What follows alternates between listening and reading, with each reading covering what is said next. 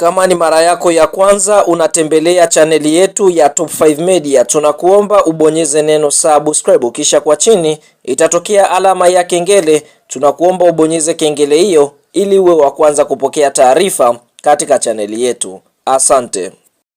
Habari kubwa ya kimichezo ambayo tunakwenda kuiangaza mezani siku ya leo ni kuhusiana na kile ambacho kinaweza kujiri ndani ya klabu ya soka ya Yanga Sports Club kuelekea katika msimu mpya wa mashindano. Hapa tukienda kuongelea msimu wa mwaka 2026-2027 ambapo klabu ya soka Yanga wamedhamiria kufanya mambo makubwa chini ya uongozi wao, chini ya kocha wao mkuu Mankioba, ambapo kwa upande mwingine Young Africans tunaona wamezamiria kufanya mambo makubwa hususan katika ligi ya mabingwa barani Afrika, bila kusahau michuano mikubwa ya ndani kuweza kulitetea kombe la ligi kuu ya NBC na kuweza kulitoa kombe la CRDB Bank Federation Cup ambalo wameweza kulipoteza kwa watani wao wa jadi. Hapa tukienda kuiongelea klabu ya soka ya Simba kwa msimu uliomalizika. Sasa hilo lote liweza kufanyika, basi Young Africans kuna wachezaji ambao waliweza kuwatema na kuna wachezaji ambao waliweza kuwasajili. Kwa hiyo siku ya leo tutakwenda kuangalia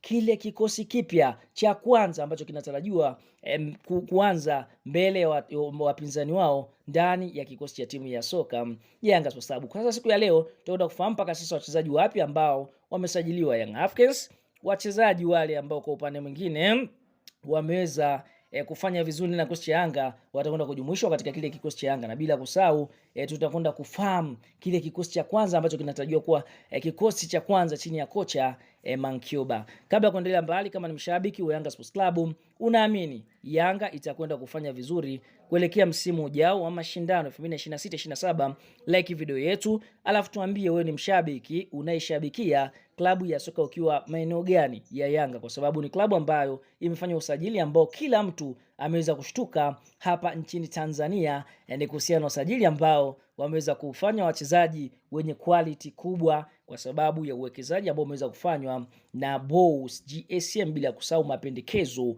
ya kocha mkuu Mankioba, ambapo kwa upande mwingine klabu ya soka Yanga wamedhamiria kufanya jambo kubwa ligi ya mabingwa na ligi kuu ya NBC. Sasa pasipo kupoteza wakati, ngoja tukaifahamu ile orodha ya wachezaji wapi ambao mpaka sasa wamesajiliwa Yanga. Kuna Abdul Nasir Gamal, kuna Juma Abushiri, kuna mchezaji Albert Kagwanda, kuna mchezaji anaofahamika kwa jina la Peter Shalulile, miongoni mwa usajili bora kabisa ambao Yanga wameweza kuufanya. Lakini kuna Housin Zakwan, miongoni mwa wachezaji nao pia wengine bora ambaye Yanga wameweza kufanya usajili wake. Kuna Cheikh, hapa tukienda kumwongelea Ibrahim Ture, na pia ni miongoni mwa usajili bora ambao Yanga wameweza kufanya, bila kusahau Mohamed Musa, huyo ni beki ambaye Yanga wameweza kumsajili. Lakini kuna Eric Mujage, na pia ni usajili bora ambao Yanga wameweza kufanya. Kuna Hussein Miambo, na pia ni miongoni mwa mchezaji ambaye bora Yanga wameweza kumsajili. Lakini kuna Selman Mubaruk, na pia ni miongoni mwa wachezaji bora ambao wamesajiliwa ndani ya kikosi cha Yanga.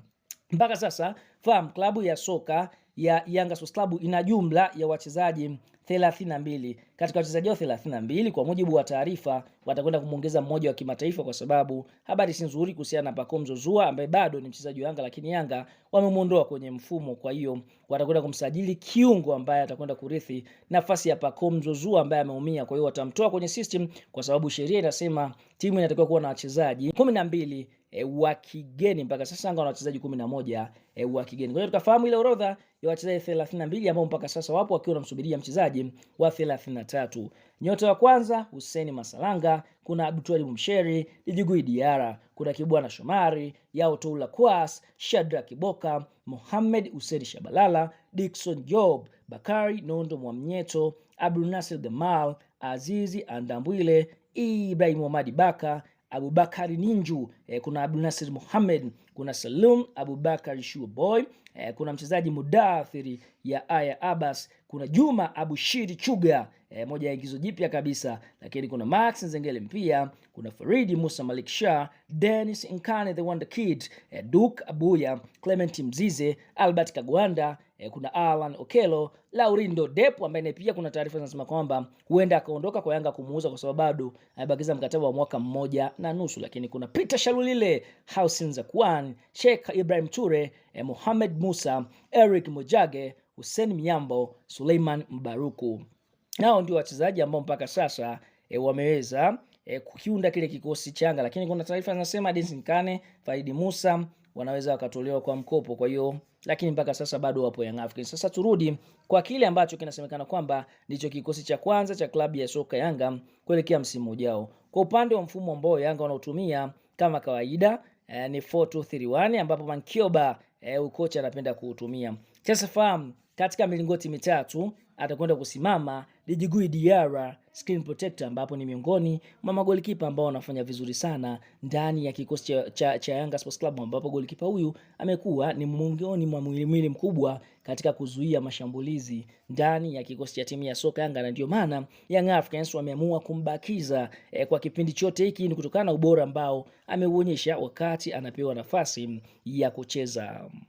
Lakini mabeki wanne ambao watakuwa na kazi kubwa ya kumlinda golie Djigui Diarra. Fullback namba 2 ni Yao Otoulakwas. Fullback namba 3 Mohamed Hussein Shabalala. Center back namba 4 Ibrahim Ahmadi Baka. Center back namba 5 ni Dickson Job the Shark. Katika eneo la kiungo namba 6 mpaka sasa atakwenda kusimama Duke Abuya, miongoni mwa wachezaji ambao ubora wake unaelezeka na ameonyesha haina haja ya kumtilia shaka. Eneo la winga namba 7 hapa klabu ya soka ya Yanga Sports Club watakwenda kuanza na Housen Zakwan Balaji, pia ile ambalo Yanga wameweza kuleta kutokea katika nchi ya Komoro.